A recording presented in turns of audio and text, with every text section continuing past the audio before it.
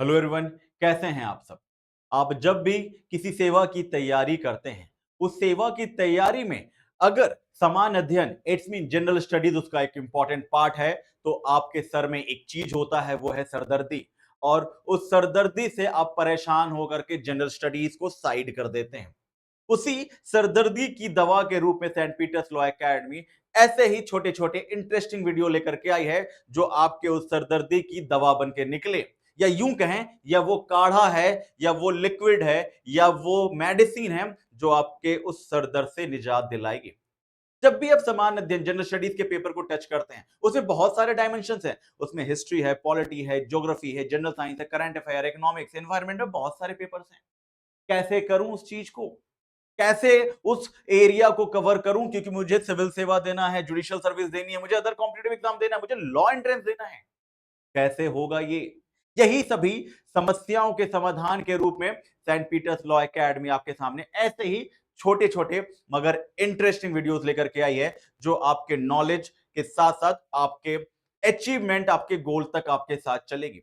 आप जब भी पॉलिटी पढ़ते हैं, उसमें एक वर्ड आप हमेशा सुनते हैं, और उस वर्ड का नाम है कॉन्स्टिट्यूशनल बॉडी, संवैधानिक निकाय। क्या है ये संवैधानिक निकाय? क्यों कहते हैं इसे कॉन्स्टिट्यूशनल बॉडी? जबकि जबकि अगर आप कॉन्स्टिट्यूशन को हाइलाइटेड वे में पढ़ेंगे, तो ऐसा कोई वर्ड लिखा हुआ ही नहीं है कि यस, यहां से अगर आर्टिकल 124 लिखा होता है कि सर्वोच्च न्यायालय की प्रक्रिया के बारे में, उसके गठन के बारे में, तो ऐसी कोई संगठन के ऊपर नहीं लिखा होता है कॉन्स्टिट्यूशनल बॉडी। तो हम लोग क्यों कहते हैं उसे कॉन्स्टिट्यूशनल बॉडी? अगर कॉन्स्टिट्यूशनल बॉडी है, तो फिर ये नॉन कॉन्स्टिट्यूशनल बॉडी क्या है? ये कहां से आ गया? दोनों में फर्क क्या है? इसी सब चीजों को समझेंगे। तो स्टार्ट करते हैं, क्या होता है कॉन्स्टिट्यूशनल बॉडी।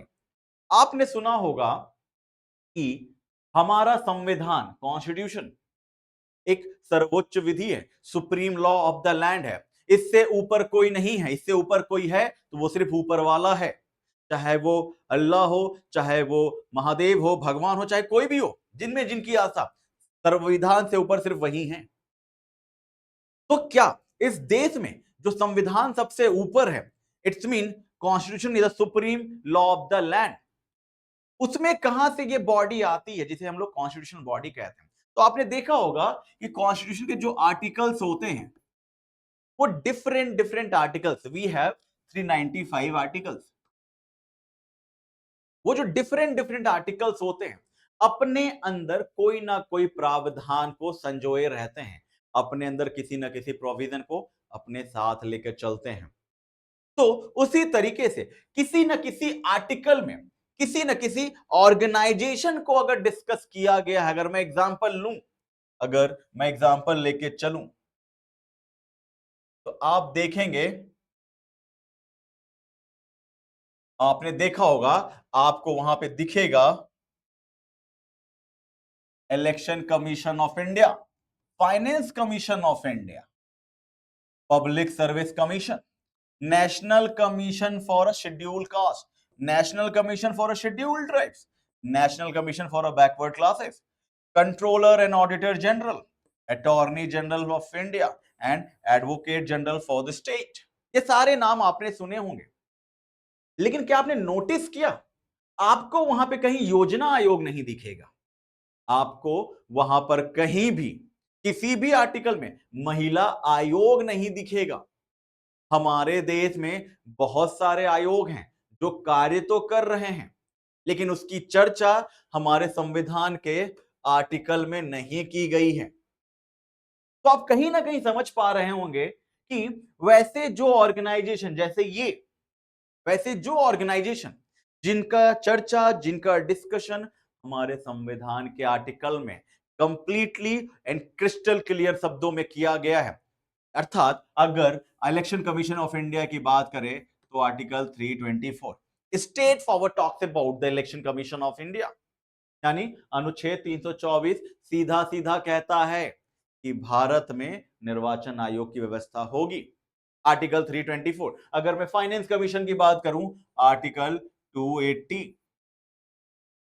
अगर इस तरीके से बोलूं कि हमारे कॉन्स्टिट्यूशन के जैसे election commission of India article 324 कहता है कि अनुच्छेद 324 में हमारे संविधान में ये व्यवस्था होगी, इलेक्शन कमीशन होगा। Finance commission article 280, union public service commission article 315, national commission for a scheduled caste, national commission for scheduled caste article 338, national commission for scheduled tribes article 338 A, national commission for a backward classes NCBC article 338 B, controller and auditor general article 148, attorney general of India article 76, advocate general for state article 165। अब देख रहे होंगे हर एक provision किसी न किसी article के अंदर है। अब अगर आप बताएं तो ये जितने भी कमीशन हैं, ये जितने भी ऑर्गेनाइजेशन हैं, आप देख रहे होंगे किसी न किसी आर्टिकल में उसको डिस्कस किया गया होगा। इसीलिए ऐसे सारे संगठन, ऐसे सारे संस्थान, ऐसे सारे ऑर्गेनाइजेशन जिसकी स्पष्ट चर्चा, जिसका स्पष्ट डिस्कशन, जिसका स्पष्ट प्रोविजन किसी न किसी आर्टिकल, किसी न किसी अनुच्छेद में स्पष्ट रूप से किया गया है, क्लियरली मेंशन किया गया है। Yes, article 324 talks about election commission of India, article 280 talks about the finance commission of India, article 315 talks about the public service commission for the state and for the union. इसी तरीके से different organisation, different bodies के लिए जो article use किया गया है, इसीलिए हम ऐसे ऑर्गेनाइजेशन को कॉन्स्टिट्यूशनल बॉडी कहते हैं। ऐसे ऑर्गेनाइजेशन को हम कॉन्स्टिट्यूशनल बॉडी कहते हैं, कॉन्स्टिट्यूशनल बॉडी कहते हैं। क्यों? क्योंकि इनका डिस्कशन किसी न किसी आर्टिकल में किया गया है। उसी तरीके से बात आती है नॉन कॉन्स्टिट्यूशनल बॉडी की। इट्स मीन ये वो बॉडीज हैं जिसको किसी भी आर्टिकल में डिस्कस नहीं किया गया है। इसे कभी कभी स्टैच्यूटरी बॉडी भी कहते हैं। क्यों? इनकी स्थापना सरकार ने कानून बनाकर किया है, कानून के माध्यम से ऐसी संस्थाओं की स्थापना की गई है। जैसे मैं एक छोटा सा एग्जांपल लेता हूं, आपने पहले सुना होगा योजना आयोग के बारे में, जो अभी वर्तमान में नीति आयोग है। क्या कोई ऐसा आर्टिकल है जो डायरेक्टली कह रहा है yes as per this article the provision of NITI Aayog under bracket also known as Yojana Aayog? नहीं हुआ। कोई ऐसे का आर्टिकल नहीं है जिसमें नीति आयोग की चर्चा की गई है। सरकार ने इसकी स्थापना, अगर आप आर्टिकल 38 को समझेंगे डीपीएसपी, तो पता चलाएगा कि सरकार लोक कल्याणकारी राज की स्थापना के लिए, it's mean welfare of the state के लिए अपनी पॉलिसीज बनाएगी। और इसी वेलफेयर ऑफ द स्टेट के लिए सरकार ने आर्टिकल 38 के अंतर्गत नीति आयोग की स्थापना की है, या यूं कहें योजना आयोग का नाम परिवर्तित किया है। तो योजना आयोग की स्थापना आर्टिकल 38 में की गई थी, लेकिन आर्टिकल 38 में स्पष्ट शब्दों में नहीं लिखा हुआ। तो इसीलिए वैसा कोई भी संगठन, वैसा कोई भी ऑर्गेनाइजेशन जिसका या जिसके बारे में चर्चा किसी आर्टिकल में नहीं की गई है, उसे हम कहते हैं नॉन कॉन्स्टिट्यूशनल बॉडी। कभी कभी मेंस में पूछा जाता है कि इनमें से, या यूं कहें अगर प्रारंभिक परीक्षा को उठाए तो पूछा जाता है कि इनमें से कौन सा ऐसा संगठन है जो कि संवैधानिक निकाय नहीं है। वो कुछ नहीं करेंगे, वो कुछ नहीं करेंगे, बस ये दे देंगे कि अच्छा उसमें से election commission, finance commission, public service, women commission.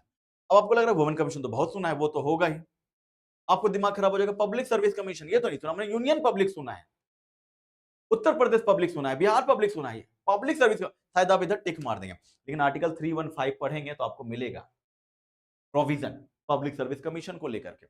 लेकिन कोई भी आर्टिकल वुमेन कमीशन को लेकर के डायरेक्टली रिकमेंड नहीं करती। Yes, as per that particular article the provision of establishment of women commission in India, कोई ऐसा आर्टिकल नहीं है। सरकार ने स्थापना की है कानून के द्वारा, विधि ला करके सरकार ने विधायिका की प्रक्रिया से, लेजिस्लेचर प्रोसेस से उस बॉडी को एस्टैब्लिश किया है।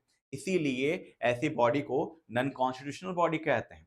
और जिसका चर्चा, जिसके बारे में डिस्कशन किसी न किसी आर्टिकल में किया गया है, उसे हम कहते हैं कॉन्स्टिट्यूशनल बॉडी। आपने समझा होगा, मेंस में पूछा जाता है what is the role of finance commission what is the role of election commission, what is the role of delimitation commission, परिसीमन आयोग। इसी तरीके से किसी ना किसी चीज में आपको पता चलेगा कि कैसे उस संवैधानिक निकाय के बारे में मुख्य परीक्षा में पूछा जाता है। तो आपको बताना होगा कि क्या होता है संवैधानिक निकाय, क्या होता है गैर संवैधानिक निकाय। मुझे उम्मीद होगी ये वीडियो और ये चैनल दोनों आपके लिए बड़ा कारगर सिद्ध हो रहा होगा और ऐसे ही इंटरेस्टिंग वीडियो से आप अपने आप को अपलिफ्ट कर रहे होंगे नॉलेज के बिल्डिंग में। ऐसे इंटरेस्टिंग वीडियो के लिए सेंट पीटर्स लॉ एकेडमी के साथ बने रहें। जय हिंद, वंदे मातरम।